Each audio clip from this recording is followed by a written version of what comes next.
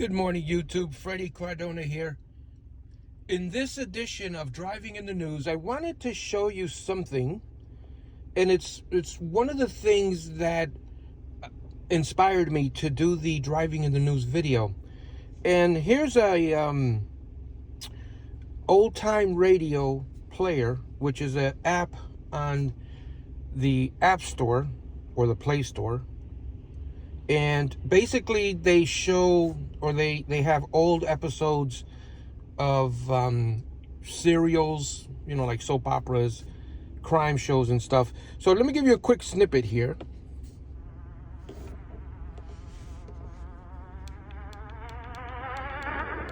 He hunts the biggest of all game, public enemies who try to destroy our America.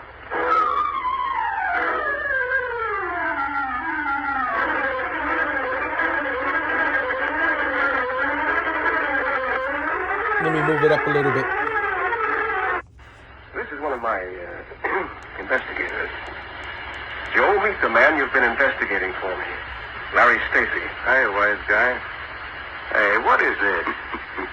Hey, You must have thought I was quite gullible, Stacy, to take you on as confidential secretary without knowing everything about you. So anyway, the reason for showing you this is that these shows, if it weren't for these apps and these folks that develop these and are playing them, we'd lose all of this history, especially if something was recorded live and it's no longer available. And a lot of these shows will actually play the commercials that aired during that show. Like in this particular one, this was October 4th, 1945. And it aired on the radio originally. So one of the reasons that I'm doing this Driving in the News series is that while there are a lot of streaming TV shows and movies that people can get on demand anytime they want, there's nothing available for the news. So when it comes to historical situations and history, there's no place to go to maybe go back and check what happened that day, unless you go to the library or you go on the internet and you search a particular newspaper, because I know we can do that. I don't know about the libraries anymore with the microfilm. If you can go to the library and check newspapers from years ago, I guess you could, but I think it may be easier. Well, not if you're researching something in particular, but if you want to get your fix of history and go back a couple of years, maybe 7 years, 8 years, and on a random day, just kind of see what was going on, especially if you're from the New York metro area, you can check the news. So Miriam Buckholz did comment that she kind of liked the commercials and they're kind of cool. And I agreed with her. That's one of the things I liked about these apps, is that you can actually listen to all of the old time commercials that were aired back in those days. I thought that was pretty cool. So if that's something you like, you know, definitely give us a like and a subscribe. That would really help the channel out. And yeah, so let's get into the news.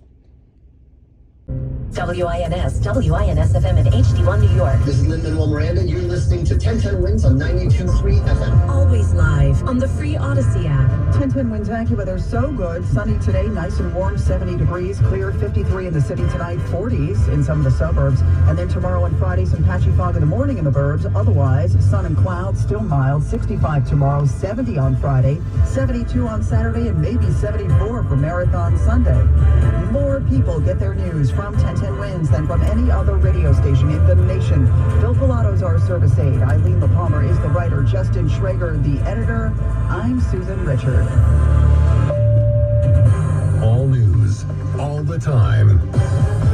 This is 1010 Wins at 92.3 FM, New York. Good morning, 56 degrees, 8 o'clock Wednesday, November 2nd. I'm Lee Harris. Here's what's happening.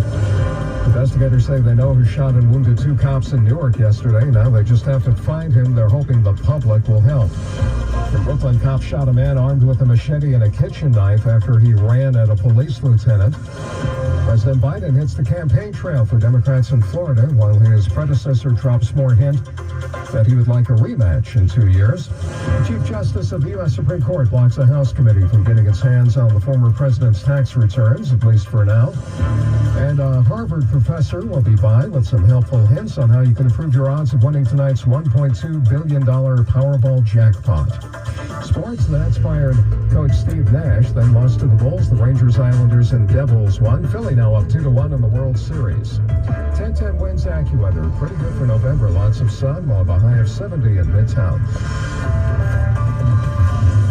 It's news time, 8:01. It's traffic and transit on the ones now. Here's Karen Stewart. Well, we all picked a bad day to go to work, that's for sure. We've got problems all over the place. West Side Highway, Henry Hudson Parkway near 125th. We're not all closed up anymore, but one lane remains blocked. The southbound Henry Hudson Parkway delays begin at 277th Street.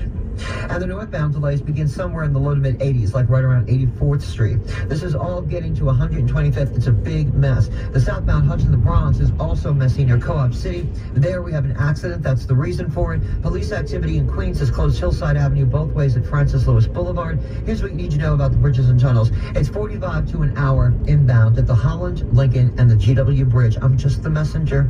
The inbound George Lower has an accident on the New York side to deal with as well. And as you travel over to the Throgs Neck and Whitestone, the Throgs Neck never recovered from that earlier construction. We are jammed well back on the Hutchinson Parkway to about Westchester Avenue, trying to get onto and through the Queens-bound Whitestone Bridge. The Throgs Neck has heavy delays too.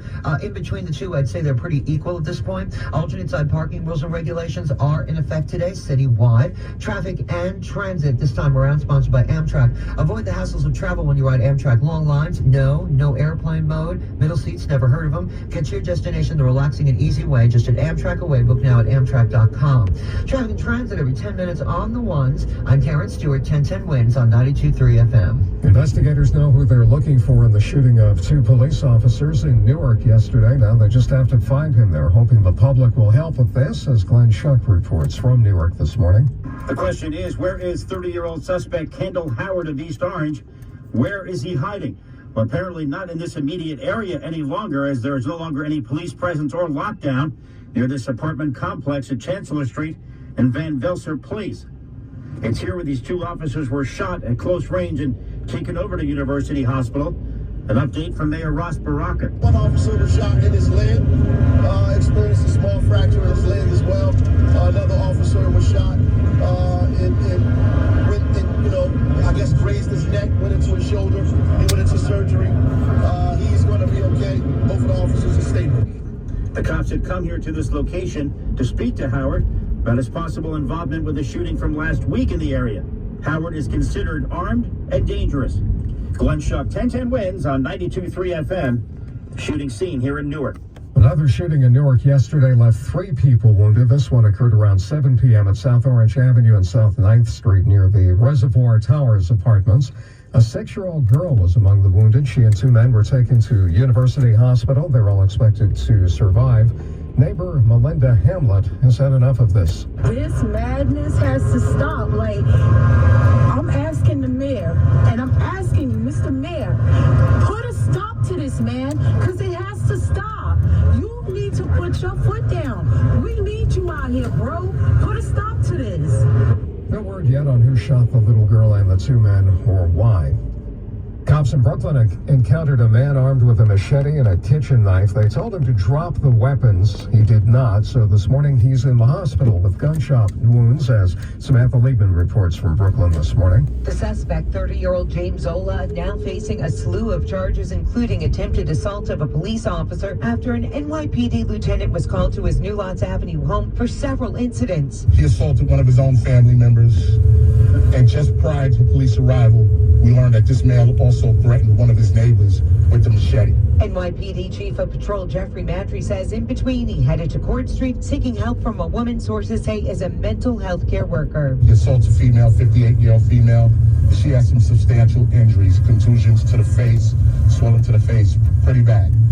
Back at his home, Madry says he grabbed 2 knives as police approached, shooting him in the leg. He's expected to recover. Police say while this is his first arrest this year, he's on federal probation, but no details on that. Samantha Leitman, 1010 Wins on 92.3 FM in Brooklyn. 1010 Wins AccuWeather. Lots of sunshine today. It'll be nice and warm. We'll have a high near 70. 56 now, sunny in New York. Humidity at 77. The winds are calm. It's 56. We're going up to 70. The Federal Reserve Board is meeting again today, and the expected outcome is what it's been the last few times the Fed has met, another rate hike to fight inflation. The Fed is expected to announce a hefty 3/4 point hike in its key short-term rate, its 4th straight. It'll lead to still higher loan rates for many businesses and consumers. The Fed wants to slow down more borrowing and spending to curb inflation. Sales of existing homes have dropped, consumer spending slowed a little, and supply chain snarls are easing. What many analysts hope is that Chair Jerome Powell will hint that the central bank may ease the pace of its hikes, which could spark a rally in stock and bond prices and lift fears of a recession. Chuck Sievertson, ABC News.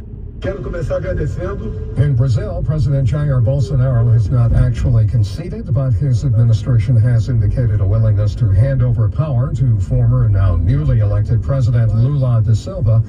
There have been speculations that Bolsonaro might fight the results, but he reportedly told members of Brazil's Supreme Court yesterday that his fight against Lula had come to an end.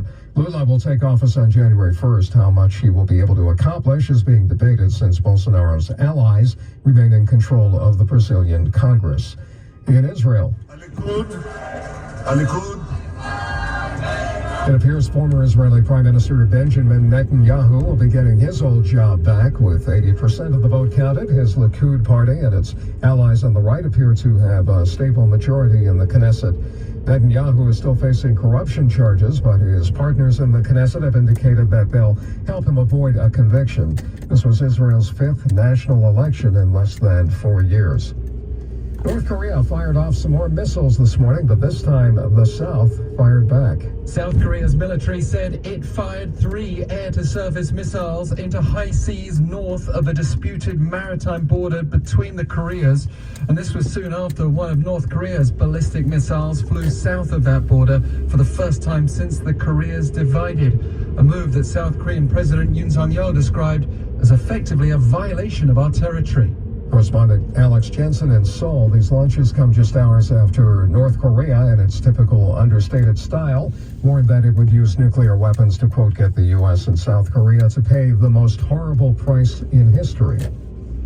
David DePape, the man accused of breaking into Nancy Pelosi's home and fracturing her husband's skull with a hammer, has pleaded not guilty to the many charges he is facing. The district attorney speaking out. I consider him to be dangerous. Someone who was willing to enact violence that was politically motivated. DePape's attorney promising a vigorous defense. We're going to be doing a comprehensive investigation of what happened.